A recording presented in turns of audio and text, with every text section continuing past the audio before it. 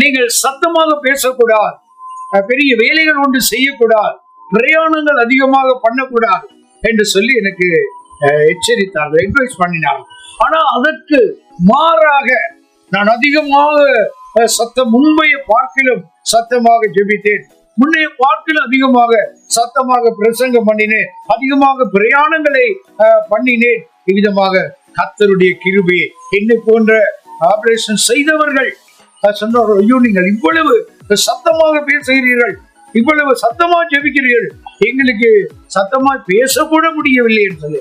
எல்லாம் கர்த்தருடைய கிருபை. நான் அநேகருக்கு சாட்சியாக இருக்கத்தக்கதாக கர்த்தர் எனக்கு உதவி செய்தார். இப்படியாக அநேக காரியங்களிலே கர்த்தர் என்னை உயர்த்திருக்கிறார்.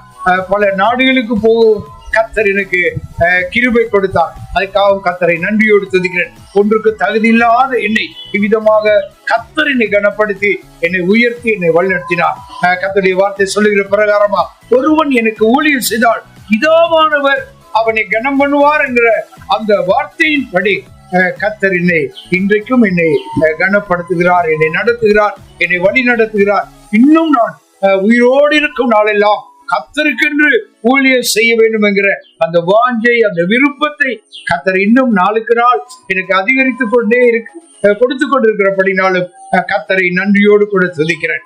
என்னுடைய உயிர் மூச்சு இருக்கும் வரைக்கும் கர்த்தருடைய ஊழியத்தை செய்யும்படியாக என்னுடைய ஆவி, ஆத்மா, சரீரம் எல்லாவற்றையும் நான் அர்ப்பணித்திருக்கிறேன். கர்த்தர் விதமாக எல்லாவற்றிலும் என்னை வழி நடத்துவார் என்று அவருக்கே துதிக்கான மகிமை உண்டாகும்படியாக ஒப்புக் கொடுக்கிறேன். ஆமென்.